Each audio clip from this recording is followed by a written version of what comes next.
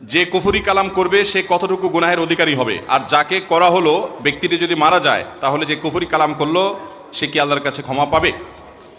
কুফরি কালাম করা, black magic বা জাদু করা, খনকার বা কবিরাজের কাছে গিয়ে কোনো মানুষকে ক্ষতি করার জন্য জাদু টোনা করা, এটি আমাদের সমাজে আজ ব্যাপক আকার ধারণ করেছে।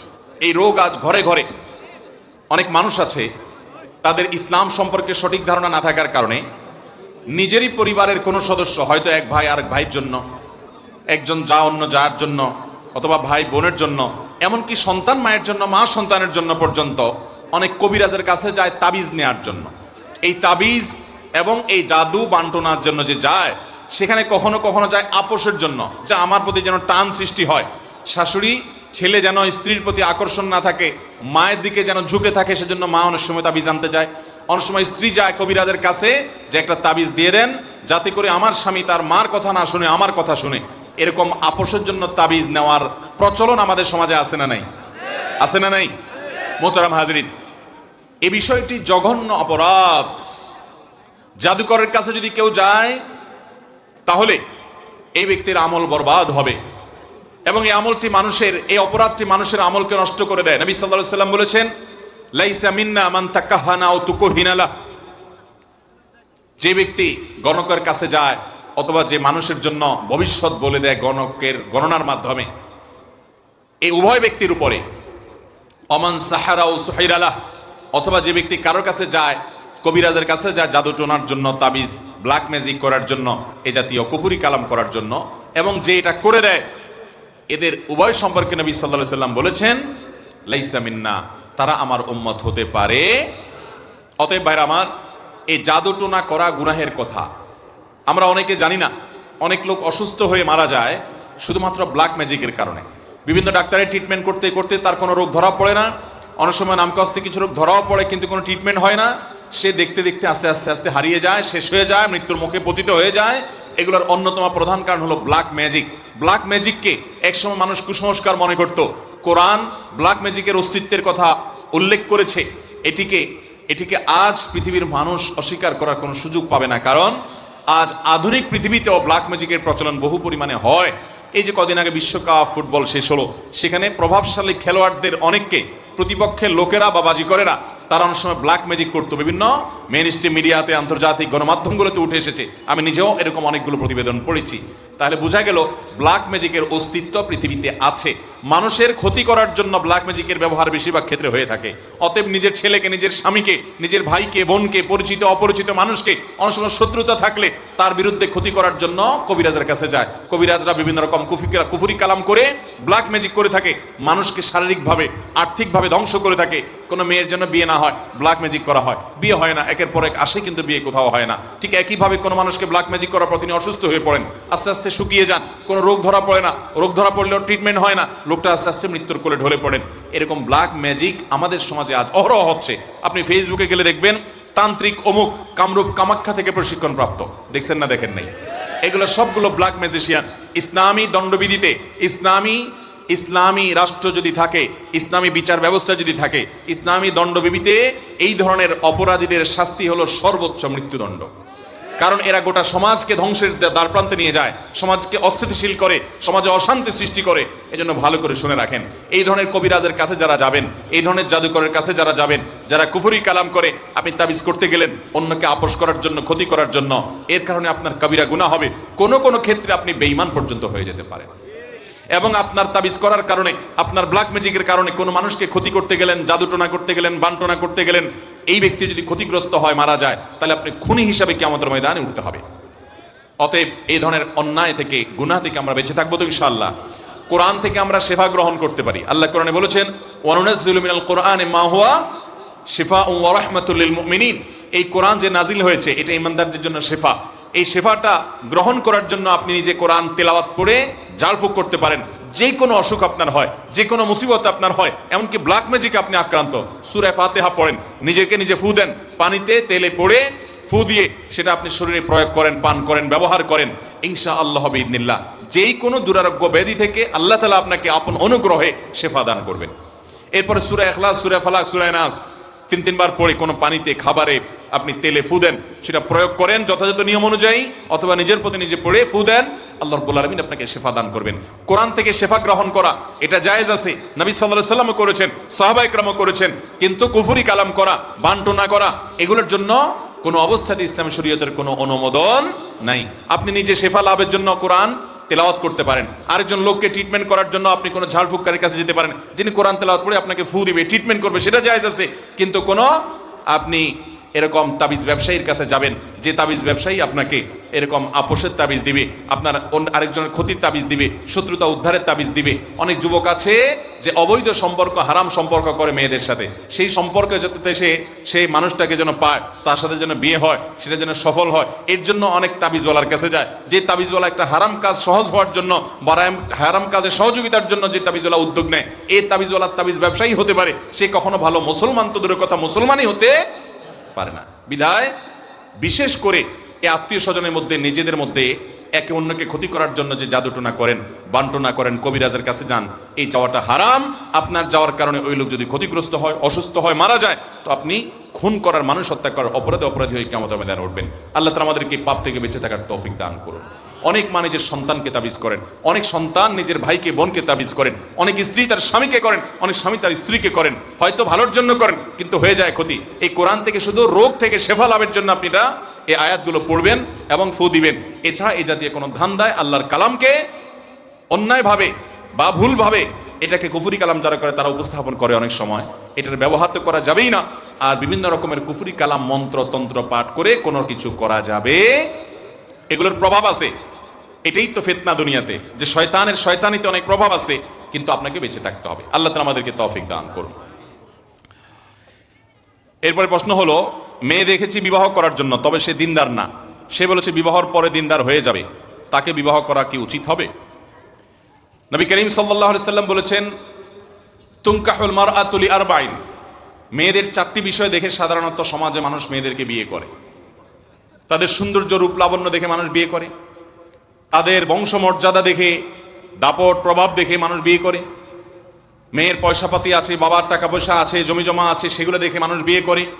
এক একজন এক একটা দেখে বিয়ে করে।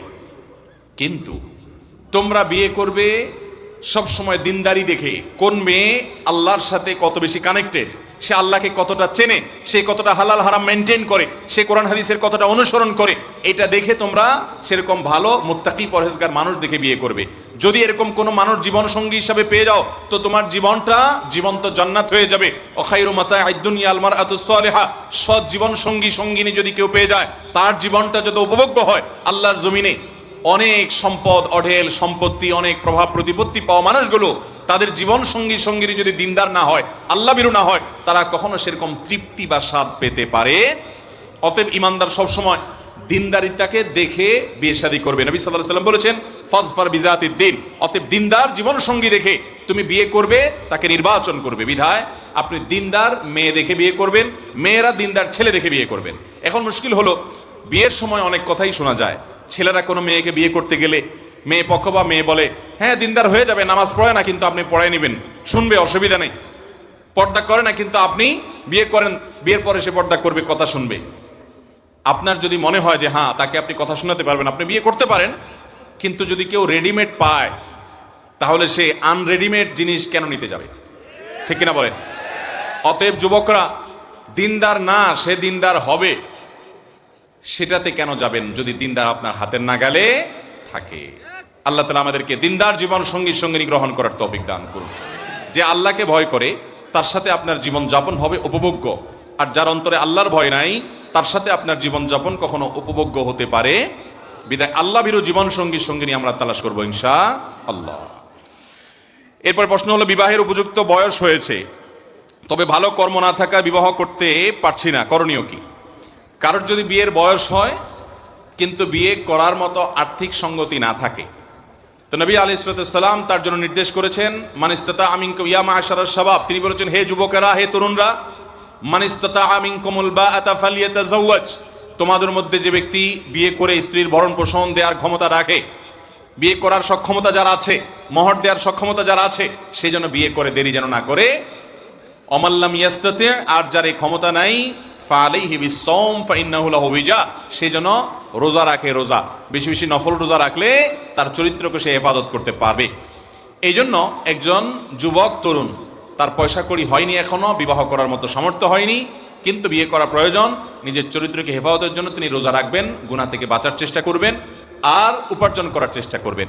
এখন কথা হলো বিয়ের জন্য কতটুকু ক্ষমতা দরকার। আমাদের সমাজে আজকাল লক্ষ লক্ষ টাকার মালিক না হলে মা বাপরা বিয়ে করায় না। মুরব্বীরা, মা চাচিরা ছেলেদেরকে বিয়ে দেয় না, বলে যে নিজের পায়ে দাঁড়াও। ছেলেরা কি নিজের পায়ে দাঁড়ানো না আরেকজনের পায়ে দাঁড়ানো? সব নিজের পায়ে দাঁড়ানো না? তাহলে আবার নিজের পায়ে দাঁড়ানো মানে কি? এর মানে হলো লাখ লাখ টাকা কামাও, কোটি কোটি টাকা কামাও। মনে রাখবেন, দাম্পত্য জীবনে টাকা কখনো সুখ দিতে পারে।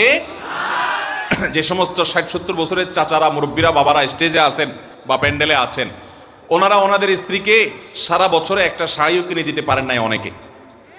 আপনারা আজকাল তরুণরা ঘন ঘন স্ত্রীর জন্য যে বাদাম বুট কিনে নিয়ে যান, চাইনিজে নিয়ে নিয়ে খাওয়ান, শাড়ি, 3 পিস একটার পরে 2টা 4টা দেন, অনেক কিছু দেন, এরপরও আপনাদের দাম্পত্য জীবনে স্বামী স্ত্রীর মধ্যে এত ভালোবাসা আর বোঝাপড়া এত ভালো নাই ওই চাচা মিয়াদের, চাচিদের সাথে সম্পর্ক যত ভালো ছিল। আপনাদের ভালোবাসাগুলো বেশিরভাগই হলো তরুণদের আজকালকার ভালোবাসা, বৈবাহিক ভালোবাসার কথা আমি বলছি, বৈধ ভালোবাসা, এগুলো বেশিরভাগই হলো মেড ইন চায়নার মতো। আজকে বিয়ে হতে দেরি, কদিন পরে ভাঙতে। কিন্তু ওই আমাদের বাপ চাচা, মুরব্বী যারা ছিলেন, ওনাদের স্ত্রীকে অনেক কিছু দিতে পারে নাই, কিন্তু ভালোবাসাটা এত মজবুত যে মেড ইন জাপান ফেল। বিদায় মনে রাখবেন, যে সমস্ত মুরব্বীরা মনে করছেন 1 বস্তা টাকা কামাই করার পরে ছেলে বিয়ে করলে বোধহয় অনেক সুখী হবে, তারা ভুলের এবং বোকার স্বর্গে বাস করছেন। আপনার ছেলে যদি দিনদার হয়, একটা দিনদার মেয়ে যদি তার জন্য আপনি আনতে পারেন, ধার্মিক মেয়ে যদি আনতে পারেন, তাদের উপার্জন যদি অল্প স্বল্প হয়, এই ছেলেটা কোনো রকম স্ত্রীর মহরের টাকা পরিশোধ করার পর স্ত্রীকে ডাল ভাত খাওয়ানোর মতো কোনো ব্যবস্থা যদি সে করতে পারে, তাহলে তাকে বিয়ে দেওয়াটা মুরব্বীদের উপরে, বাপমার উপরে অবশ্য কর্তব্য হয়ে যায়। এই গুনাহ, এই কাজটা যদি আপনি না করেন, তাহলে আল্লাহর কাছে আপনি গুনাহগার হবেন। আল্লাহ বলেছেন, ওয়ানকিহুল আয়ামা মিনকুম ওয়াস-সালিহিনা মিন ইবাদিকুম ওয়া ইমাইকুম, তোমাদের অধীনস্থদেরকে তোমরা বিয়ে দাও। মুরব্বীদেরকে আল্লাহ নির্দেশ করছেন, ইয়াকুনু ফুকারা, তাদের যদি একটু টাকা পয়সার টানাটানিও থাকে, ইউগনিহিমুল্লাহু মিন ফাদলিহি, আল্লাহ তাআলা সে অভাব দূর করে দিবেন। তাহলে আল্লাহর ওয়াদার প্রতি বিশ্বাস নাই মুরব্বীদের? তাহলে আমাদের সমাজে আজ জেনা, ব্যভিচার ব্যাপক আকার ধারণ করেছে। এমন তরুণ খুঁজে পাওয়া কঠিন, যেই তরুণের তারুণ্যে যৌনতা সংশ্লিষ্ট কোনো অপরাধ নেই, যে কোনো হারাম রিলেশন কোনো মেয়ের সাথে করে নেই, এরকম যুবক পাওয়া আজ কঠিন হয়ে গেছে, সংখ্যা একেবারে কম। অতএব এই ভয়াবহ ফিতনা থেকে আমাদের তরুণদেরকে যদি বাঁচাতে হয়, তাহলে অবিলম্বে উপযুক্ত হওয়ার পর দেরি না করে তাদেরকে বিয়ে দেওয়ার কোনো বিকল্প পথ খোলা। নবী সাল্লাল্লাহু আলাইহি সাল্লাম বলেছেন, বিয়ে এটা আহসানুল লিল ফরাজ ওয়া আগাদ্দুল লিল বাসার, এটার কারণে মানুষ চোখের হেফাজত করতে পারে, চরিত্র হেফাজত হয়, এটার জন্য সহায়ক হয় বিয়েটা।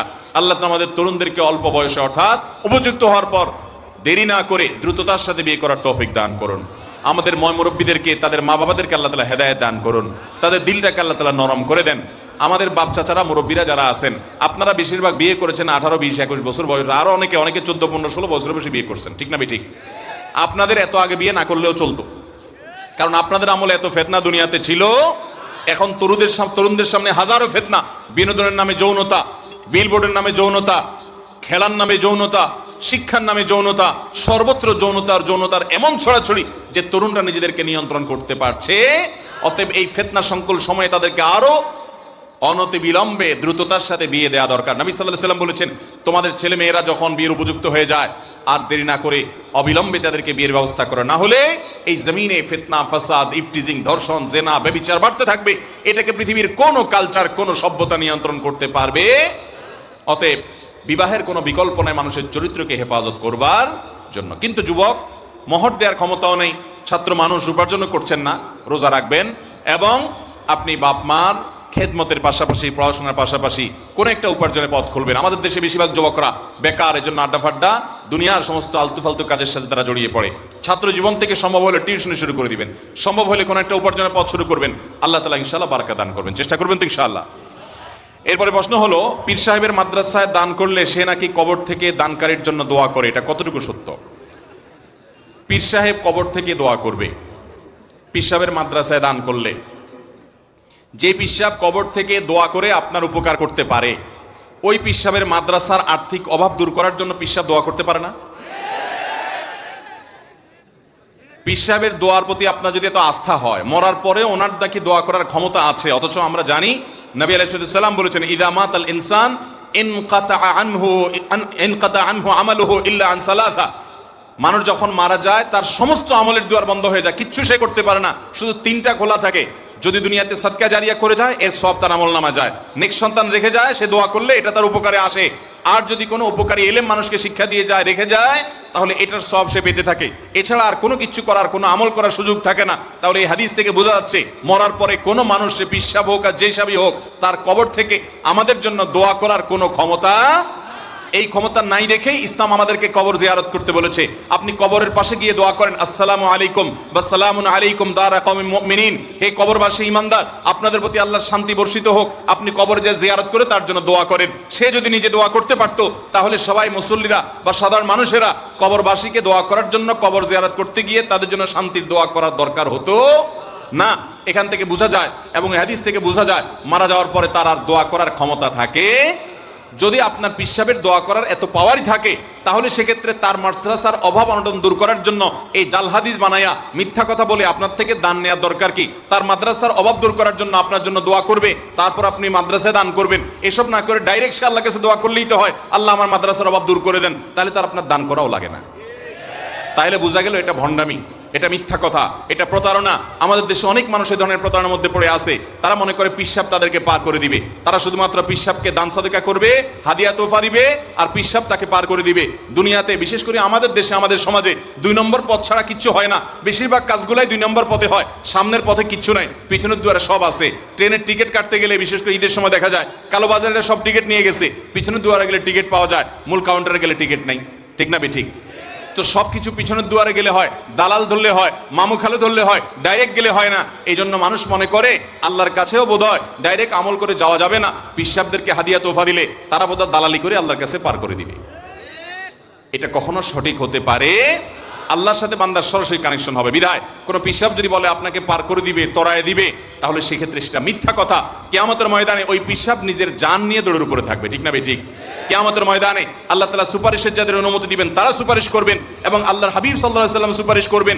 অন্যান্য নবী রাসূলরা পর্যন্ত তাদের কাছে মানুষ যে বলবে আল্লাহর কাছে সুপারিশের জন্য, তারা মুহাম্মদ সাল্লাল্লাহু আলাইহি ওয়াসাল্লামকে দেখাই দিবেন। উনি একমাত্র আল্লাহর অনুমতি সাপেক্ষে সুপারিশ করবেন। শাফাআতে উজমা, শাফাআতে কুবরা, এটা একমাত্র আল্লাহ তাআলা তাকে করার সুযোগ দান করবেন। সেখানে আপনার পিসাব আপনাকে কিভাবে তরাইবে? আল্লাহ তাআলা এই সমস্ত শিরকপূর্ণ বিশ্বাস থেকে আমাদের ঈমানকে বেঁচে থাকার তৌফিক দান করুন। এরপরে প্রশ্ন হলো, বিবাহের দাওয়াতের অনুষ্ঠানে উপহার নেওয়া দেওয়ার যে কালচার আছে, এটা বন্ধ করার উপায় কি? ভাইরা আমার, বিয়ের অনুষ্ঠান, আকিকার অনুষ্ঠান, এই জাতীয় অনুষ্ঠানগুলোতে আমাদের দেশের সংস্কৃতি হলো দাওয়াত খেতে আসলে কিছু হাদিয়া উপহার নিয়ে আসা লাগে। আছে না নাই? আপনাদের এলাকায় আছে? আচ্ছা, দাওয়াত দেওয়ার মানে হলো, ভাই আমার ছেলের বিয়ে বা নিজের বিয়ে কিংবা আমার ছেলের আকিকা, এই উপলক্ষে আপনাকে আমি দাওয়াত দিয়েছি, আপনি এসে খেয়ে যান। কিন্তু আমাদের সমাজে এই দাওয়াতের পেছনে নেপথ্যে উপহার দেয়া নেওয়ার একটা কালচার আছে। এই জন্য অন্য কোনো দাওয়াত পাইলে মানুষ, বিশেষ করে মধ্যবিত্ত, নিম্ন মধ্যবিত্ত বা গরিব মানুষ হলে খুশি হয়, কিন্তু বিয়ের দাওয়াত, অলিমার দাওয়াত, আকিকার দাওয়াত, এগুলো পেলে মানুষের মনটা খারাপ হয়। গরিব মানুষের মনটা বেশিরভাগ ক্ষেত্রে খারাপ হয়, কারণ এই দাওয়াত পাওয়া মানে হলো খাবো 1000 টাকার খানা, দিয়ে আসতে হবে 2000 টাকা। ঠিক না ভাই? ঠিক। এবং বিশেষ করে বিয়ের শাদীতে তো এমন ন্যাক্কারজনক একটা সংস্কৃতি আমাদের দেশে প্রচলিত আছে যে বিয়ের অনুষ্ঠানে প্রবেশ পথে টেবিল চেয়ার নিয়ে, খাতা কলম নিয়ে রীতিমতো চাঁদাবাজের মতো বসে উপহার নেওয়ার জন্য। আরে ভাই, আপনার এই বিয়ের অনুষ্ঠানের চাইতে হোটেল রেস্টুরেন্ট তো আরো ভালো, কারণ অনেক রেস্টুরেন্টে খাওয়ার পরে বের হওয়ার সময় বিল নেয়, আর আপনার এখানে ঢোকার আগে দিয়ে তারপর ঢোকা লাগে। যারা ডাকাত রাস্তাঘাটে দাঁড়ায় ডাকাতি করে, তারা অস্ত্র ধরে, অস্ত্র ঠেকিয়ে ডাকাতি করে, আর আপনি অস্ত্র নিয়ে ডাকাতি করছেন না, খাতা কলম নিয়ে টেবিল নিয়ে বসছেন এবং মুস্কি হাসি দিয়ে বলছেন কি উপহার আনছেন, নাম কি, এরপরে লেখেন। বেচারা খাবে 1000 টাকা, উপহার দেওয়া লাগে 2000-5000 টাকার। আছে না নাই? এই কালচারটা অত্যন্ত ভয়াবহ কালচার। এই সমস্ত দাওয়াত খেয়ে অনেক গরিব মানুষ আছে আরো বদদোয়া দিয়ে যায়। আমি তো এরকম বহু পরিবারের কথা জানি, যারা আকিকার অনুষ্ঠান করবে, যোগ বিয়োগ করে দাওয়াত দেবো মোট 500 লোক, এভারেজে যদি 1000 টাকা করে উপহার আনে, তাহলে 5 লাখ টাকা আসবে। আমার খরচ হবে বড় জোর 1 লাখ 1.5 লাখ টাকা, আর বাকি টাকা আমার লাভ। হোটেল ব্যবসা করেন, আপনাকে এই ব্যবসা কে করতে বলছে? আল্লাহ তাআলা আমাদেরকে বুঝার তৌফিক দান করুন। যুবকরা, এই জন্য আপনাদের বিয়ের অনুষ্ঠানে বিশেষ করে যখন ওলিমার আয়োজন করবেন, আবার দেখেন মেয়ের বাবার বাড়িতে যায় খাবেন না। কয়েকশো মানুষ মিলে মেয়ের বাবার বাড়িতে খাওয়ার রেওয়াজ আমাদের দেশে আছে না নাই? মেয়ের বাপের টাকায় কনভেনশন সেন্টারে বা কমিউনিটি সেন্টারে গিয়ে খাওয়া শত শত মানুষ ছেলে পক্ষের, এটা হলো আল্লাহর জমিনের সবচেয়ে নির্লজ্জ কাজগুলোর একটা। আপনার যদি খানার এত অভাব হয়, রাস্তায় থাল নিয়ে বসলে সেটা বরং আরো ভালো হবে। আপনি বরযাত্রীর নামে যে বিয়ে খেতে যাচ্ছেন, এটা বরযাত্রী না, এটার নাম বদযাত্রী। একজন বাপ তার মেয়েকে বিয়ে করিয়ে বড় করেছে, তার মেয়েকে বিদায় দেওয়ার সময় সে আবার শত শত মানুষ কেন খাওয়াইতে হবে? আপনি বিয়ে করছেন খুশির চোটে, আপনি খাওয়াবেন। যে একটা আস্ত মেয়ে বাড়িতে তুলে আনতেছেন, এই খুশির চোটে সবাইকে খাওয়াবেন। বিয়ে উপলক্ষে একটাই খাওয়া শরীয়তে আছে, সেটা ছেলে পক্ষ ছেলে নিজে খাওয়াবে, এটার নাম ওলিমা। মেয়ের বাড়িতে বা মেয়ের বাপের কাছ থেকে খানা আদায় করা 200-500, আমাদের দেশে তো বার্গেনিং হয় রীতিমতো, যে আমাদের 300 লোক যাবে, তার বলে না 200 লোক আসেন না, আচ্ছা মাঝামাঝি থাকেন তাহলে 250 লোক। আরে ভাই, এরকম নিকৃষ্ট খানার অভাবই, এরকম খানা কাতুরে, এরকম ভিক্ষুকের মতো খানা চাওয়ার মতো এই নির্লজ্জতা থেকে আল্লাহ তাআলা আমাদেরকে বেঁচে থাকার তৌফিক দান করুন। যুবকরা বিয়ে যখন করবেন, জীবনে তো বারবার বিয়ে হবে না, অতএব বিয়ে উপলক্ষে সাবধান থাকেন যে আমার বিয়েতে কোনো বদযাত্রী যাবে। আমার সামর্থ্য থাকলে আমি ওলিমে খাওয়াবো, আর না হলে নাই। আরেকজন ঘাড়ের উপর আমার আত্মীয়স্বজন নিয়ে খাওয়ানো, এই চাঁদাবাজি আমি করব। এবং বিয়ে উপলক্ষে আপনার বিয়েতে যাতে উপহার উপঢৌকন মানুষ আনতে বাধ্য না হয়, এই জন্য কার্ডে লিখে দিবেন যে বিবাহ একটি পবিত্রতম ইবাদত, ইসলামের গুরুত্বপূর্ণ একটা নির্দেশ, নবী সাল্লাল্লাহু আলাইহি সাল্লামের গুরুত্বপূর্ণ একটি সুন্নাহ। অতএব এই বিবাহে আপনাকে ওলিমা অনুষ্ঠানে দাওয়াত করা হলো, আপনি আসলেন, দোয়া করলেন, এটাই আমাদের বড় প্রাপ্য। অনুগ্রহ করে এই বিয়েতে আসার সময় কোনো প্রকার উপহার উপঢৌকন আনবেন না, আনলে সেটা গ্রহণ করার কোনো ব্যবস্থা থাকবে না। লিখে দিতে পারবেন? লিখে দিতে পারবেন? কোন কোন যুবকরা নিয়ত করছেন হাত তোলেন দেখি। আল্লাহ তাআলা আমাদের যুবকদেরকে কবুল এবং মঞ্জুর করুন। আল্লাহ যুবকদেরকে মেনে চলার তৌফিক দান করুন। যৌতুকের বিরুদ্ধে আমাদের যুদ্ধ করার তৌফিক দান করুন।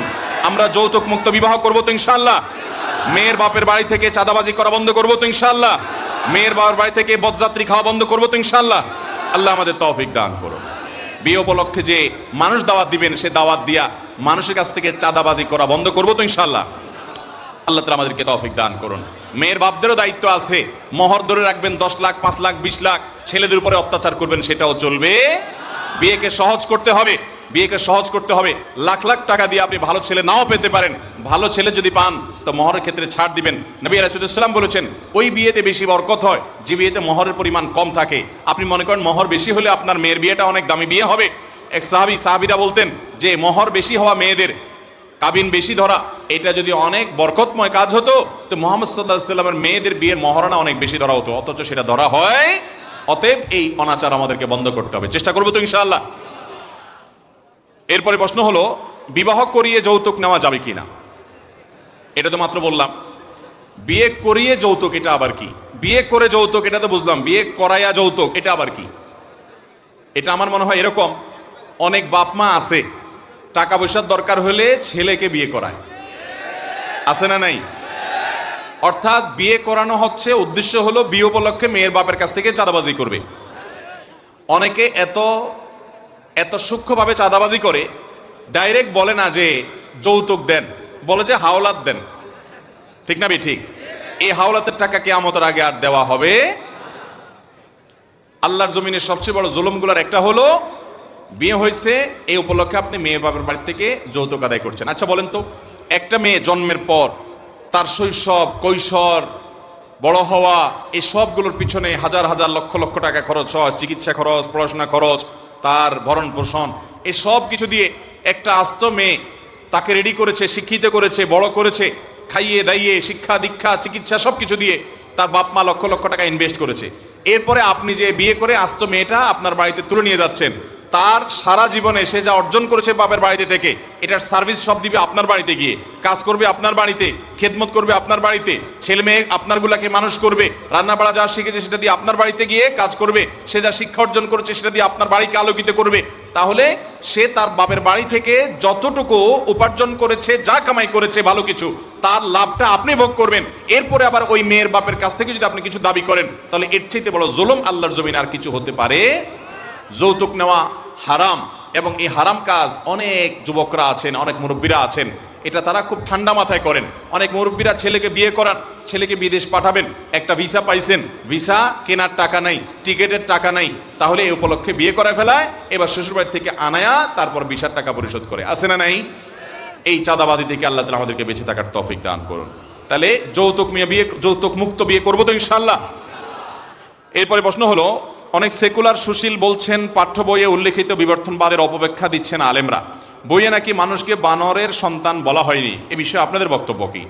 দেখুন, বিচ্ছিন্নভাবে কোনো আলেম বিবর্তনবাদের বা কোনো হুজুর বিবর্তনবাদের সঠিক ব্যাখ্যা উপস্থাপন করতে ব্যর্থ হতেও পারেন, কিন্তু আমি পাঠ্য বই নিয়ে সমালোচনামূলক যে ভিডিও আমাদের প্রকাশ হয়েছে সেখানে প্রতিটা পৃষ্ঠা থেকে কোট আনকোট করে একবারে হুবহু বইয়ে যা লেখা আছে সেটা পড়ে পড়ে আমি শুনিয়েছি। সেখানে পরিষ্কারভাবে বলা আছে বানর, শিম্পাঞ্জি ইত্যাদি এরা যে প্রাইমেট থেকে তৈরি হয়েছে, মানুষ একই প্রাইমেট থেকে তৈরি হয়েছে। তার মানে বানর থেকে সরাসরি হয় নাই, বাট বানরের খালাতো ভাই বলা যায়। একই প্রাইমেট, একই প্রজাতির বলা যায়। ওখান থেকে মানুষ আস্তে আস্তে হতে হতে এই পর্যন্ত এসেছে। এবং বইয়ে যে তিনটা বা চারটা যে ছবি দেওয়া আছে, এই ছবিগুলোর প্রতি আপনি ভালো করে লক্ষ্য করলে দেখবেন যে এই ছবিগুলোতে প্রথমে দেখা যাচ্ছে একটা বানর, এরপরে বানরের মধ্যে একটু পরিবর্তন, এরপর আরেকটু পরিবর্তন, এরপর লেজ নাই, এরপর আস্তে আস্তে সে মানুষ হয়ে গেছে। এই ছবি দিয়ে তাহলে কি বোঝানো হয়েছে? এদেশের অনেক সুশীল আছে, অনেক রাজনীতিবিদ আছে, এদেশে মানুষকে বেকুব মনে করে। আপনাদের প্রতারণা, আপনাদের মিথ্যাচার, আপনাদের দুই নাম্বারই।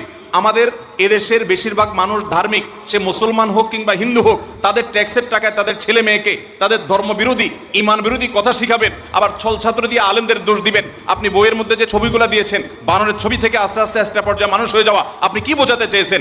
এবং আপনার এই বইয়ের মধ্যে স্পষ্ট বলা আছে, আমি একেবারে লাইন বাই লাইন পড়ে পড়ে বারবার পড়ে সেটা আমি বলেছি যে সেখানে স্পষ্ট বলা আছে একই প্রাইমেট থেকে তৈরি হয়েছে। আপনি কি বোঝাতে চেয়েছেন? এদেশে মানুষকে এক শ্রেণীর রাজনীতিবিদ, এক শ্রেণীর বুদ্ধিজীবী, তথাকথিত সুশীল, এরা এদেশে মানুষকে শুধু বেকুব মনে করে। কোন হুজুর তার বক্তব্য উপস্থাপনে ত্রুটি করতে পারেন, কিন্তু আপনারা যে ডারউইনের সেই বিবর্তনবাদ গেলানোর চেষ্টা করছেন, হ্যাঁ বিবর্তন মানুষের মধ্যে হয়, মানুষ কেন, সব সৃষ্টিতে বিবর্তন হয়। আমি একরকম, আমার সন্তান আরেক রকম। আমি যেই হায়াত পাচ্ছি, আমার 100 বছর পরে জেনারেশনের হায়াত পাওয়ার ক্ষেত্রে রেশিও বেশ কম হতে পারে, নানামুখী বিবর্তন হতে পারে। মানুষ তো সব সাদা কালো ছিল না, আদম এবং হাওয়া তো তারা তো একরকম ছিলেন। তাদের থেকে সন্তানরা হতে হতে আজ পর্যন্ত কেউ কালো হয়েছে, কেউ শ্যামলা হয়েছে, কেউ সাদা হয়েছে, কেউ খাটো হয়েছে, কেউ লম্বা হয়েছে। এই জাতীয় বিবর্তন তো হয়েছে, এটা তো সাধারণ পৃথিবীর প্রকৃতির অংশ, আল্লাহর সৃষ্টির অংশ। কিন্তু আপনারা যেটা বলতে চাচ্ছেন যে বানর শিম্পাঞ্জির প্রাইমেট থেকে মানুষ তৈরি হয়েছে, এটা অপ্রমাণিত, অবৈজ্ঞানিক। বিজ্ঞানীরাই এর বিরোধিতা করেছে। ডক্টর মরিস বুকারি সহ বহু বিজ্ঞানীদের নিয়ে গবেষণা আছে। এই বইগুলো আপনারা পড়লে দিনের আলোতে পরিষ্কার হয়ে যাবে। সবচেয়ে বড় কথা হলো, বিজ্ঞানের আর কিছু খুঁজে পান নাই।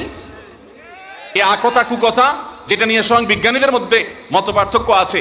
আর যেই বখতিয়ার খলজির বিরুদ্ধে বিষোদ্গার করা হয়েছে পাঠ্যপুস্তকে, সেই বখতিয়ার খলজির এই বিষয়টা নিয়ে ভারতে পর্যন্ত খোদ বিতর্ক আছে।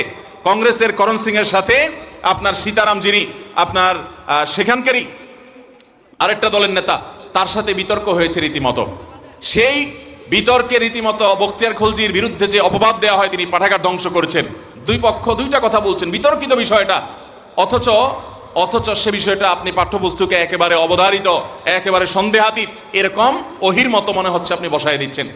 উদ্দেশ্যমূলকভাবে পর্দাকে সেখানে 5টা গল্প এনে খুব নোংরাভাবে পর্দার বিরোধ বিধানকে তাচ্ছিল্য করা হয়েছে। একটা সন্তান বোরকা পরাটাকে খারাপ এটা শিখবে বইয়ের গল্প পড়ে, অথচ তার টিচার হয়তো পর্দা করেন, তার মা হয়তো পর্দা করেন। তাহলে এর কারণে আমাদের সমাজে অস্থিতিশীলতা হবে কি হবে না? অস্থিতিশীলতা হবে কি হবে না? এই সন্তানরা বেয়াদব হবে কি হবে না? এমনিতে আমাদের এই প্রজন্ম ম্যানারলেস, এই প্রজন্ম আস্তে আস্তে তাদের নীতি নৈতিকতা, আদর্শ, মোরালিটি হারিয়ে ফেলছে। এরপরে তাদেরকে বই পুস্তকে শিক্ষার নামে এই সমস্ত বীজ ঢুকিয়ে দিয়ে তাদেরকে ধর্মহীন করার যদি চক্রান্ত করে, তো আমি তো আমার ছেলেকে এই বই পড়াবো না। আমি তো আমার ছেলেকে কোনোদিন আমার ইমানের দাবির কারণে এই বই পড়াতে পারবো। অতএব সরকারের সর্বোচ্চ মহল বুদ্ধিমানের পরিচয় দিবেন আমরা আশা করি। সব জিনিস নিয়ে খেলা করা যায় না, সব জিনিস নিয়ে হেয়ালিপনা চলে না।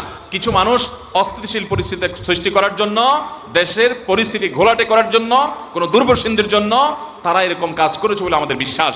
বিধায় যথাযথ কর্তৃপক্ষ এরপরে শক্ত হস্তে তারা পদক্ষেপ গ্রহণ করবেন। এবং আমরা আরো বলছি যে এই যে বিবর্তনবাদের নামে নানান কথা বলা হচ্ছে, গতকালকে একজন মিনিস্টারের একটা টকশো আমি শুনেছিলাম, কোন একটা টেলিভিশন চ্যানেলের টকশো, সেখানে দেখলাম তিনিও একই কথা বলছেন যে না, বিবর্তন তো হয়েছে। আরে ভাই, ওই বিবর্তন তো আপনি বইয়ের মধ্যে লেখেন, কেউ আপত্তি করবে না। আপনি ছবি দিয়ে কি বিবর্তন বুঝিয়েছেন, এবং আপনার এখানে এই পশুর প্রাইমেট থেকে মানুষ তৈরি হয়েছে, এটা আপনি চূড়ান্ত কোনো কথা, বিজ্ঞানের ধারণা প্রসূত কথা। আপনি যদি একটা মত হিসাবে উল্লেখ করতে হয়, এর বিপরীতে তো আরো মত আছে, সেগুলো উল্লেখ কেন করছেন না? আমাদের সন্তানদেরকে কেন কোরআনের বিরুদ্ধে মুখোমুখি দাঁড় করাচ্ছেন?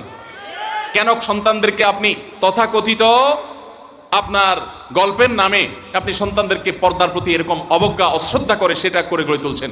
এই ভারতবর্ষকে শাসন করার জন্য হিন্দুদের যেমন অবদান আছে, মুসলমানদের অবদান আছে।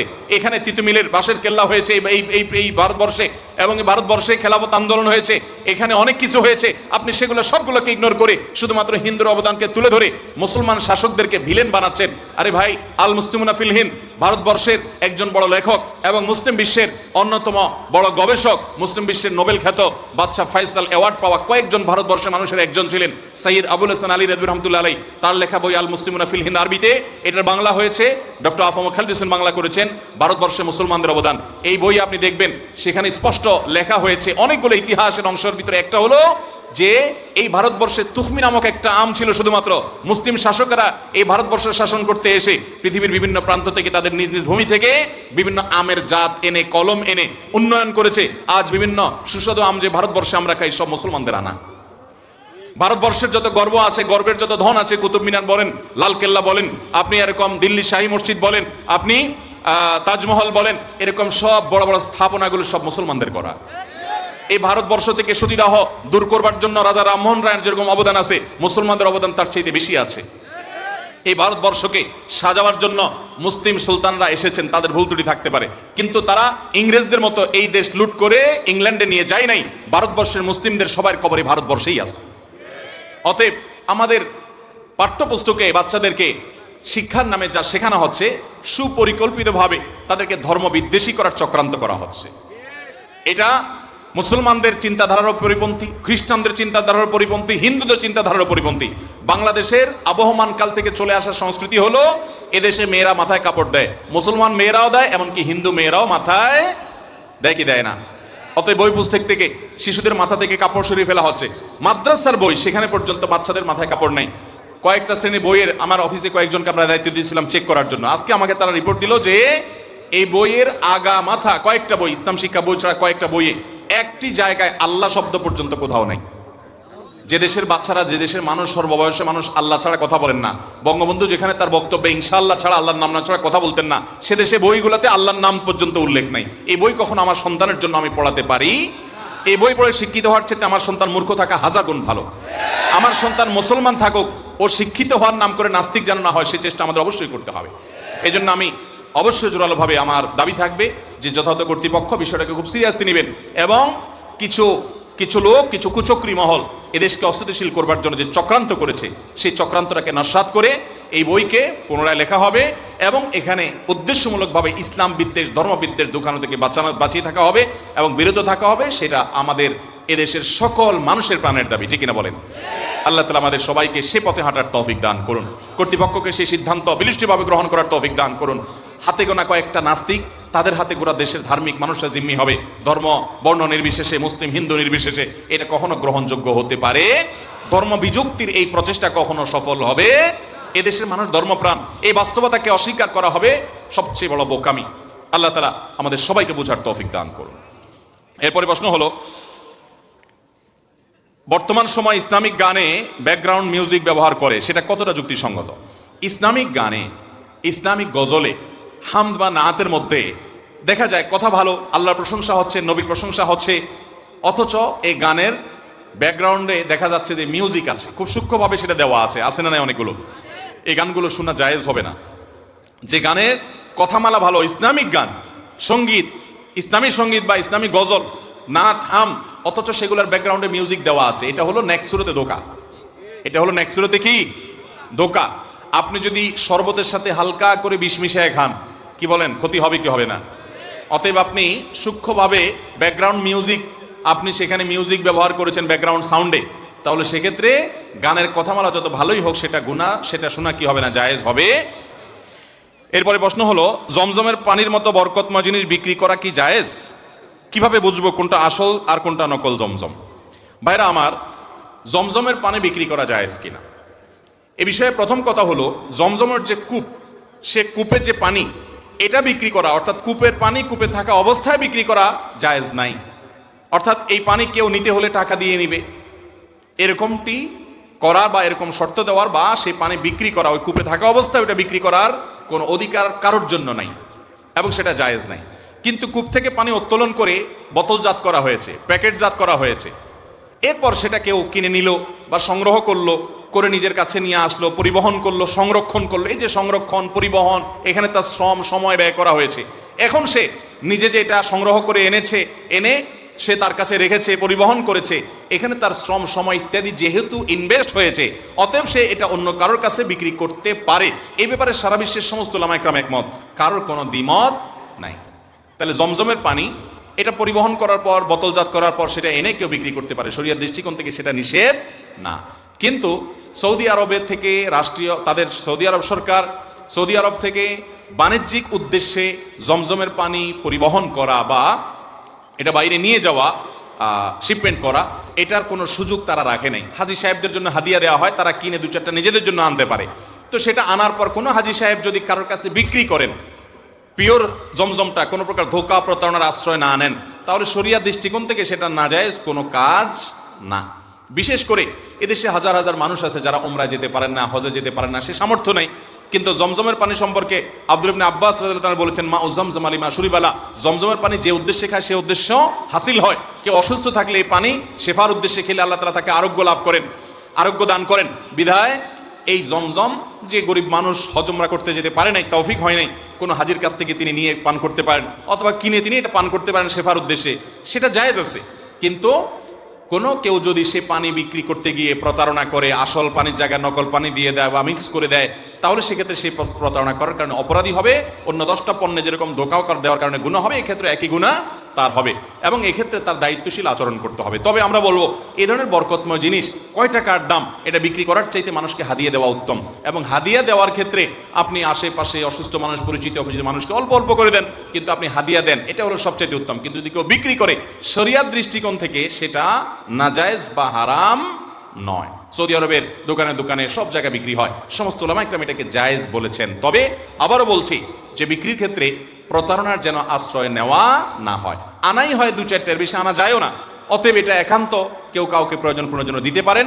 আবার বিক্রিরও প্রয়োজন হতে পারে যে কারোর হয়তো আত্মীয় স্বজন নাই যে তার কাছ থেকে গিফট বা উপহার পাবে, সে বাধ্য হয়ে কিনছে শেফার জন্য, সেই সুযোগ শরিয়ার দৃষ্টিকোণ থেকে আছে।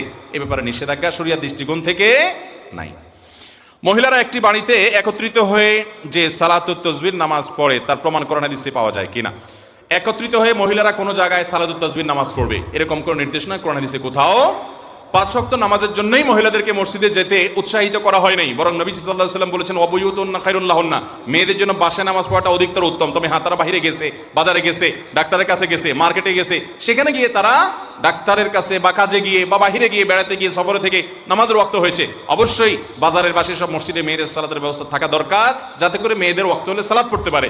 কিন্তু তাদেরকে সাধারণ অবস্থাতে বাসার বাড়িতে গিয়া মসজিদে গিয়ে সালাত আদায় করার জন্য নির্দেশ দেওয়া হয় নাই। নবী সাল্লাল্লাহু আলাইহি ওয়াসাল্লাম এক নারীকে বলেছেন, সেই নারী নবীজির পেছনে সালাত আদায় করতে চেয়েছেন, বলেছেন যে বুয়ুতুকা খায়রুন লাকি, তোমার ঘরে গিয়ে সালাত আদায় করলে তুমি আমার পিছনে নামাজ পড়া চাইতে অধিক সওয়াব পাবে তুমি। এই জন্য মেয়েরা সালাতুত তাসবিহ ইত্যাদির জন্য একত্রিত হওয়া, জামাতবদ্ধভাবে নামাজ পড়া, এটা জায়েজ নাই, এটা বিদআত হবে, শরীয়তে এরকম করে নির্দেশ দেওয়া হয় নাই। এরপরে প্রশ্ন হলো, আমাকে আল্লাহ তাআলা 3বার গুণবাচক নাম আমাকে আল্লাহ তাআলা 3বার গুণবাচক নাম 99টি মুখস্থ করে প্রত্যেক দিন ফজরের নামাজের পর একবার পড়ার তৌফিক দিয়েছেন। এখন আমার প্রশ্ন হলো, আসমাউল হোসনা বা আল্লাহর 99 নাম কিভাবে আমল করতে পারি এবং কিভাবে আমল করলে সওয়াব হবে? দেখুন, প্রথম কথা হলো, আল্লাহর 99 নাম এটা আসলে বারবার আপনি পড়বেন, জিকির করবেন, এটার জন্য এই নামগুলো আসে নাই। আল্লাহর 99টি গুণবাচক নাম মুখস্থ করার ফজিলত আছে, এবং যে মুখস্থ করবে, এর অর্থ বুঝবে, এর প্রতি সে ঈমান আনয়ন করবে, সে জান্নাতে দাখিল হবে, ফজিলত আছে। কিন্তু এটার মূল উদ্দেশ্য হলো এই নামগুলোর প্রতি বিশ্বাস করা, ঈমান আনা। যেমন আল্লাহ তাআলার গুণবাচক নাম একটা আছে কাদির, আল্লাহ তাআলা সব কিছু করতে সক্ষম। আপনার কাজ হলো এটা বিশ্বাস করা যে আল্লাহ তাআলার সক্ষমতার বাইরে কোনো কিছু, আল্লাহ সব পারেন। আল্লাহ তাআলার গুণবাচক নামের ভিতরে একটা হলো সামিয়া, তিনি সব কিছু শুনেন। আপনার দায়িত্ব হলো এটা বিশ্বাস করা যে আমার রব সবকিছু, তার কাছে কিছু লুকানো যায় তিনি বাসীর, সব কিছু দেখেন, তার কাছে কিছু লুকানো যায় না। তিনি আলিম, সব কিছু জানেন, কোনো কিছু তার অজানা না। এরকম গুণবাচক নামগুলোর অর্থ বুঝে সালাফের ব্যাখ্যা অনুযায়ী সেগুলোকে বিশ্বাস করা, ঈমান আনা, এটা হলো গুণবাচকগুলোর মূল কাজ। এর পাশাপাশি মুখস্থ করলে তার ফজিলত হাদিসে আছে। কিন্তু আমাদের দেশে অনেকে দেখা যায় অমুক নাম এতবার পড়লে অমুক লাভ হয়, এটা তাজরিবা দ্বারা এটা আমল হিসাবে কেউ করতে পারেন, কোনো অসুবিধা নেই। কিন্তু এটাকেই আল্লাহর গুণবাচক নামের মূল বানিয়ে নিয়েছেন। যেমন প্রশ্নকর্তার প্রশ্ন দেখে বোঝা গেল এটা ভুল। যেমন আল্লাহ তাআলার গুণবাচক নামের ভিতরে অনেকগুলো নাম আছে যে নামগুলো পড়লে, বারবার পড়লে আল্লাহ রাব্বুল আলামিনের ওই গুণের প্রভাবে আপনি উপকৃত হবেন, সেটা আপনি পড়তে পারেন, কোনো অসুবিধা নেই, আমলগুলো করেন, কোনো সমস্যা নেই। তো মূল কাজ হলো আল্লাহর গুণবাচক নামের অর্থগুলো জেনে সেটার উপর ঈমান আনয়ন করা। এই অর্থ সহকারে এই নামগুলো লিখে টাঙ্গায় রাখবেন নিজের অফিসে, আদালতে, বাসায়, বারবার দেখবেন, আপনার ঈমান বৃদ্ধি হবে ইনশাআল্লাহ। এরপর প্রশ্ন হলো, আমি একটি মাদ্রাসা হিফজুল কোরআন বিভাগে খেদমত করি। অনেক সময় ছাত্রদের ছোট বড় কিছু অন্যায়ের কারণে অথবা পড়া না হওয়ার কারণে বোঝানো হয়, তারপরও কিছু ছাত্র অন্যায় করে, সীমালঙ্ঘন করে, তখন তাদের হালকা বেতের আঘাত করি। এখন প্রশ্ন হলো, আমার এই বেত্রাঘাত বা মাদ্রাসার ছাত্রদেরকে পিটানো কি ঠিক হচ্ছে? যদি ঠিক না হয় তাহলে আমার করণীয় কি, জানালে উপকৃত হতাম। দেখুন, তথাকথিত সুশীল যারা, পশ্চিমা দুনিয়া দ্বারা যারা প্রভাবিত, তারা শিশুদেরকে, বেত্রাঘাত তো পরের কথা, জোর করে ধমক দেওয়া, 8-10 বছর 11 বছর ছেলে মেয়েও যদি হয়, বাপ মাও তাদেরকে শাসন করার ব্যাপারে তাদের মানসিকতা হলো যেটা অন্যায়, এটা করা যাবে না। এই জন্য পৃথিবীর অনেক দেশে আছে, ছেলে মেয়ে অন্যায় করলে, উল্টাপাল্টা করলে বাপ্পা তাকে ধমক দিতে পারে না। ধমক দিলে ওই ছেলে মেয়ে পুলিশ স্টেশনে ফোন করে বাপ মাকে ধরায় দেয়। বুঝতে পেরেছেন কথা? ইসলাম বলে শিশু কেন, কোনো মানুষের প্রতি অবিচার করা যাবে না। শিশুদের প্রতি বিশেষভাবে তাদের মনটা ছোট থাকে, এই জন্য তাদের প্রতি জুলুম অবিচার করা আরো অধিকতর নিষিদ্ধ। বিধায় আপনি শাসনের নামে শিশুদেরকে অত্যাচার করবেন, টর্চার করবেন, নির্যাতন করবেন, তাদের গায়ে দাগ ফেলাই দিবেন, রক্ত বের করে ফেলবেন, হাত পা বেঁধে পিটাবেন, গরু ছাগলের মতো পিটাবেন, এটা হারাম এবং এটা গুনাহ। এই ব্যাপারে সারা পৃথিবীর কোনো আলেমের কোনো দ্বিমত, কোন সাহাবী শিশুকে শাসন করবার উদ্দেশ্যে নবী করিম সাল্লাল্লাহু আলাইহি সাল্লামের সময়, খোলাফায়ে রাশিদের সময় এরকম অমানবিক নির্যাতন অনেক মাদ্রাসা, অনেক স্কুলেও হয়, পত্রপত্রিকা প্রায় আসে, বা অনেক বাপমা নিজেরা এরকম সন্তানদের প্রতি অমানবিক নির্যাতন করেন। শাসনের নামে এরকম নির্যাতন করা যে নাজায়েজ, এটা যে শিশু নির্যাতন, এটা যে শিশু প্রতি জুলুম, সে পরে কোনো সন্দেহ। কিন্তু তার মানে এই না যে কোনো শাসন করা যাবে না। নবী সাল্লাল্লাহু আলাইহি সাল্লাম বলেছেন, মুরু আওলাদাকুম বিস-সালাতি ওয়া হুম আবনাউ 7 সিনিন, তোমাদের সন্তানদের বয়স 7 হলে নামাজের অর্ডার করো যে নামাজ পড়ো। আর ওয়াদরিবুহুম ইযা বালাগু 10, সন্তানদের বয়স যখন 10 হয়ে যায় তখন তারা নামাজ না পড়লে তাদেরকে শাসন করো, প্রহার করো। এখানে প্রহার করা মানে গরু চোরের মতো পিটানো না, প্রহার করা মানে হালকা মৃদু শাসন করা, যাতে করে তারা সঠিক পথে আসে। বিধায় আপনি আপনার ছাত্রকে এরকম শরিয়ার সীমানার মধ্যে থেকে যদি প্রহার করেন, শরিয়ার সীমানার মধ্যে কি 10টার উপরে বেত দিয়ে আপনি মারতে পারবেন না, 10টার বেশি বাড়ি দিতে পারবেন না, কারণ আল্লাহর হদ, আল্লাহর সীমানার লঙ্ঘন করার সুযোগ নেই। সর্বোচ্চ সীমানা 10, এর ভিতরে আপনার থাকতে হবে। নাম্বার 2, বাচ্চার শরীরে আঘাতপ্রাপ্ত হবে, রক্তাক্ত হবে, ব্যথা এসে ছটফট করবে, চিৎকার চেঁচামেচি করবে, কষ্ট হবে, এই পর্যায়ে আপনি মারতে পারবেন না। এটা হবে শুধুমাত্র তাকে সতর্ক করার জন্য, ভয় দেখানোর জন্য। আবার একই সঙ্গে সান্ত্বনাও থাকতে হবে। ইসলাম হলো মধ্যমপন্থার দিন, এখানে বাড়াবাড়িও নেই, ছাড়াছাড়িও নেই। শিশু নির্যাতনকেও ইসলাম জায়েজ করে না, আবার শিশুকে স্বাধীনতা দেওয়ার নাম করে তাকে বেয়াড়া, বেলেল্লাপনা এবং সীমালঙ্ঘনকারী এবং উদ্ভট উন্মাদনায় সে যা খুশি তা করবে, সেটা করতেও ইসলাম বলে না। আল্লাহ তাআলা সে মধ্যম পন্থাটা আমাদেরকে অবলম্বন করার তৌফিক দান করুন। তবে শিক্ষার জন্য বাচ্চাদেরকে বেশিরভাগ ক্ষেত্রে কাউন্সিলিং করতে হবে। এখানে প্রহার চাইতে কাউন্সিলিংটা বেশি দরকার। এবং প্রহারটা ওই যে বললাম, নামকাওয়াস্তে হলো যে শুধুমাত্র ব্যথ থাকলো, আপনি ভয় দেখালেন, এই পর্যায়ে যেন থাকে। রীতিমতো তার শরীরে আঘাত করে তাকে ব্যথা দিলেন এবং নির্যাতন করলেন, এটা কখনো জায়েজ না। এরপরে প্রশ্ন হলো, আমাদের গ্রাম ও আশপাশের গ্রামের কিছু লোক আহলে কোরআন বলে নিজেদেরকে দাবি করে, দিন দিন তাদের লোক সংখ্যা বাড়ছে, কিছু লোক শয়তানের দলে অর্থাৎ আহলে কোরআনদের দলে ভিড়ছে। দয়া করে এদের আকীদা ঈমান সম্পর্কে আমাদের কিছু বললে উপকৃত হতাম। অনেক লম্বা আলোচনা, আমার হাতে সময় নাই, আমি খুব সংক্ষেপে বলছি। কিছু লোক এদেশে বের হয়েছে, এটা আজকে নতুন বের হয় না, এটা অনেক আগে থেকে বের হয়েছে। আরো মজার কথা হলো, নবী করিম সাল্লাল্লাহু আলাইহি ওয়াসাল্লামের একটা হাদিস আছে, তিনি বলেছেন, আমার দুনিয়া থেকে চলে যাওয়ার পরে একটা সময় আসবে, কিছু লোক আরামের কেদারার মধ্যে হেলান দিয়ে বসে বসে বলবে যে আমরা আল্লাহর কিতাবে কোরআনে যা পাইছি সেটা আমল করব, এর বাইরে বাকি অন্যকে কি বলছে এগুলো আমাদের দেখার দরকার নেই। হাদিসকে তারা অস্বীকার করবে। এই হাদিস অস্বীকারীদের ফিতনা আজকে সারা পৃথিবীতে ছড়িয়ে গেছে। আমাদের দেশেও প্রচুর পরিমাণ মানুষ আছে, তারা হাদিস স্বীকার করে না, তারা হাদিস অস্বীকার করে। ভালো করে শুনে রাখবেন, যারা হাদিস অস্বীকার করে এই মানুষগুলো কখনো প্রকৃত অর্থে মুসলমান হতে পারে। কোরআনে আল্লাহ তাআলা তার রাসূলকে বলেছেন, ইয়া আইয়ুহার রাসূল, বাল্লিগ মা উনজিলা ইলাইক, হে রাসূল আপনার কাছে যা নাজিল হয়েছে আপনি এটা তাবলীগ করেন, প্রচার করেন। আল্লাহ বলেছেন মা আতাকুমুর রাসূলু ফাখুযু ওয়া মা নাহাকুম আনহু ফান্তাহু, আল্লাহ তোমাদেরকে যা রাসূল তোমাদেরকে যা করতে বলেছেন দিয়েছেন সেটা গ্রহণ করো, রাসূল যা নিষেধ করেছেন সেটা পরিহার করো। রাসূল আনুগত্য করতে এখানে আল্লাহ তাআলা বলেছেন। আল্লাহ আরো বলেছেন আতিউল্লাহ ওয়া আতিউর রাসূল, আল্লাহর আনুগত্য করো এবং রাসূলের আনুগত্য করো। আল্লাহ শুধু তার আনুগত্য করার কথা বলে ফুল স্টপ করতে পারতেন, আল্লাহ রাসূলের আনুগত্য আলাদা করতে বলেছেন। কোরআনে কোথাও শুধুমাত্র আল্লাহর আনুগত্যের কথা বলা হয়নি, যত জায়গায় আল্লাহর আনুগত্যের কথা বলা হয়েছে সব জায়গায় পাশাপাশি রাসূলের কথাও মানতে বলা হয়েছে। অতএব শুধুমাত্র কোরআন অনুসরণ করবেন, হাদিস মানবেন না, এটা স্বয়ং কোরআনকেই লঙ্ঘন করা শামিল হবে। কোরআনে কারিমে আল্লাহ তাআলা বলেছেন যে হে রাসূল আকরাম সাল্লাল্লাহু আলাইহি ওয়াসাল্লামকে আল্লাহ বলেছেন যে আপনার প্রতি কোরআন নাজিল হয়েছে কেন, লিতুবাইয়িনা লিন-নাসি মা নুযিলা ইলাইহিম, যেন আপনার কাছে যে কোরআন নাজিল হয়েছে এটার ব্যাখ্যা যেন মানুষকে আপনি বুঝাই দিতে পারেন।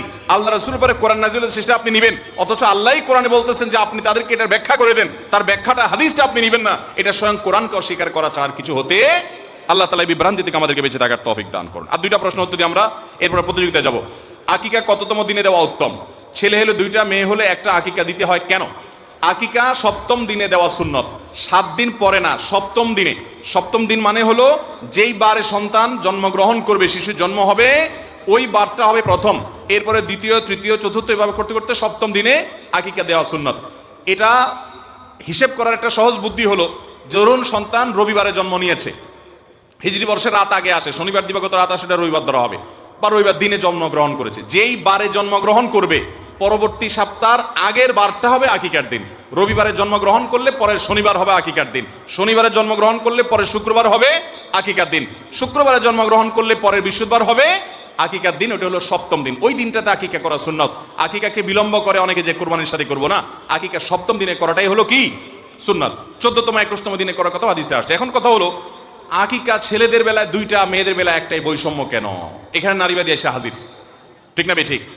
যে মেয়েদের বেলায় একটা আকিকা কেন?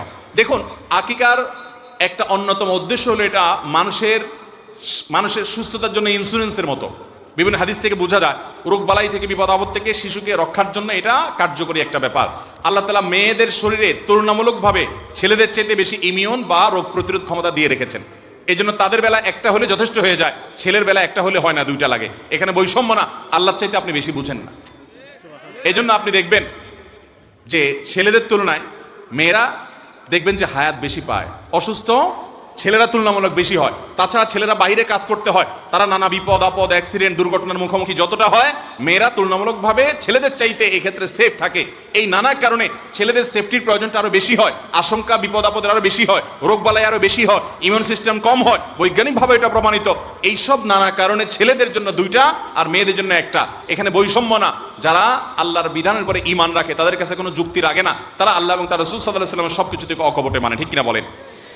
এরপরে শেষ প্রশ্ন হলো আজকের, অনেক হাজী সাহেব জমজমের পানি সাধারণ পানির সাথে মিশিয়ে বিতরণ করে থাকেন, এটার কারণে জমজমের পানির গুণাগুণে কোনো পরিবর্তন হয় কিনা? খুব দরকারি একটা প্রশ্ন। অনেক হাজী সাহেবরা ছোট একটা জার পানি আনতে পারেন, আত্মীয় স্বজন বন্ধু বান্ধব অনেক, সবাইকে দিতে গেলে অল্প পানিতে হয় না। এই জন্য দেখা যায় অনেকে এক বালতি পানির মধ্যে বা এক কলস, এক জগ পানির মধ্যে অল্প একটু জমজম মিশিয়ে ওখান থেকে বোতল ভরে ভরে অনেকের খুশি করে, আছে না নেই? এটা উচিত না। আপনি জমজম দিবেন, পরিমাণ অল্প দেন, অসুবিধা নেই। কারণ জমজম যেটা, সেটা অন্য পানির সাথে মিশালে অন্য পানির পরিমাণ, ধরুন এক বোতল জমজমের মধ্যে, 1 গ্লাস জমজমের মধ্যে 2 গ্লাস অন্য পানি মিশালেন, তাহলে এখানে 1 গ্লাস জমজমের যে উপকারিতা, এটা পান করলে, মিশ্রিত পানি পান করলে ওই 1 গ্লাস জমজমের উপকারিতাটাই হবে, বাকি যেটা জমজম না সেটার উপকারিতা হবে। অতএব এটা করার কোনো প্রয়োজন নাই। যতটুকু পিওর জমজম আছে ততটুকুই দান করবেন এবং দিবেন, পরিমাণের প্রয়োজনে অল্প দিবেন। মানুষকে বেহুদা খুশি করার দরকার নাই। আল্লাহ তাআলা আমাদের আমল করার তৌফিক দান করুন। ভাইরা আমার, রাত অনেক হয়েছে, আমরা আর প্রশ্নোত্তরে যাচ্ছি না।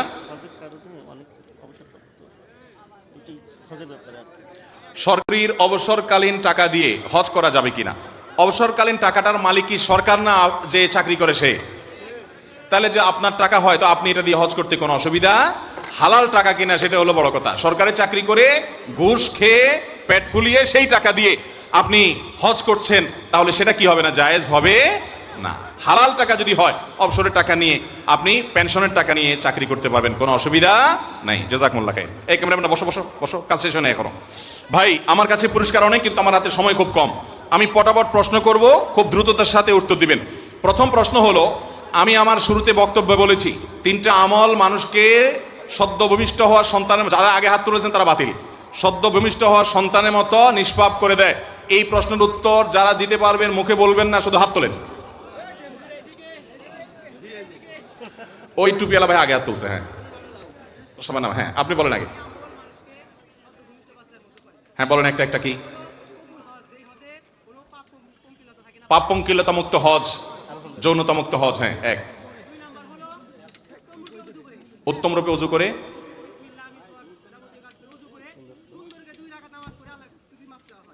যদি আল্লাহর কাছে আল্লাহর প্রশংসা করা হয়, গুণকীর্তন করা হয়, মর্যাদা বর্ণনা করা হয়, আল্লাহর দিকে মনোনিবেশ করা হয়। অস্থির না হয়ে বাসটার মতো নিষ্পাপ হয়ে যায়। মাশাআল্লাহ মাশাআল্লাহ। চলে আসেন, পুরস্কার নেন। আপনার কি নাম? জলদি আসেন। এই বইগুলো আমি পুরস্কার সবসময় আমার সাথে নিয়ে আসি, আজকেও নিয়ে আসছি, কিন্তু আপনাদের এখানে আসার পর দেখা গেল মডার্ন লাইব্রেরি নামে এই লাইব্রেরির মালিক উনি নিয়ে আসছেন এবং উনি বলে গেছেন যে আপনাদের এই বেলকুচি সিরাজগঞ্জে ওনাদের লাইব্রেরিতে ডক্টর খন্দকার আব্দুল্লাহ জাহাঙ্গীর রহমানুল্লাহর সমস্ত বইগুলো পাওয়া যায়। স্যারের বইগুলো আপনারা সংগ্রহ করবেন, ঠিক আছে তো ইনশাল্লাহ? একটু বসেন, একটু বসেন, একটু বসেন, অপেক্ষা করেন 5টা মিনিট, 5টা মিনিট। জাযাকুমুল্লাহ খাইর। ভাই আসেন। কই? ওয়ালাইকুম আসসালাম। ওনাকে দিয়ে দেন, আমার দেওয়ার সময় নেই, ওনাকে দিয়ে দেন আপনারা একজনে। জাযাকুমুল্লাহ খাইর। জি ফি আমানিল্লাহ। ভাই একই প্রশ্নের উত্তর যারা দিতে পারবেন হাত তুলছেন কারা কারা? একটু এদিকে কারা হাত তুলছেন দেখি। এই প্রশ্নের উত্তরই দিতে পারবেন যারা। ওই যে হ্যাঁ বলেন ভাই, আপনি বলেন। হ্যাঁ 3টা আমল কি কি বলেন ভাই? আওয়াজ করেন না, একটু সাহায্য করেন, একটু সহায়তা করেন প্লিজ। বসেন। হ্যাঁ হজ করা। হ্যাঁ কথা বুঝতেছি না। এই ভাই বলেন, আপনি বলেন। হ্যাঁ হ্যাঁ 2 নম্বর, 3 নম্বর যান, তাকে দিয়ে দেন, দিয়ে দেন। ভাই একটু বসেন, আপনারা উঠছেন কেন? আরে অদ্ভুত কাণ্ড তো, বসেন না। এরপরে প্রশ্ন হলো, এই একটু মনোযোগ দিয়ে শুনেন, যারা উত্তর দিতে পারবেন শুধু হাত তুলবেন, বাস, আর কোনো জবাব দিবেন না, শুধু হাত তুলবেন। আমরা আমাদের বক্তব্যের শুরুতে একটা আয়াত বলে ওটার অনুবাদ বলেছিলাম, একটা আয়াত বলেছি, সে আয়াত বলে অনুবাদ করেছি। যারা সঠিক উত্তর হাত তোলেন। ওই যে ভাই হাত তুলছে। হ্যাঁ বলেন দেখি কি আয়াত বলছি, বাংলা বললে হবে। হ্যাঁ বাংলা, বাংলা বলেন। কাছে আসেন, কাছে আসেন। হ্যাঁ বলেন, এবার বলেন, জোরে জোরে বলেন।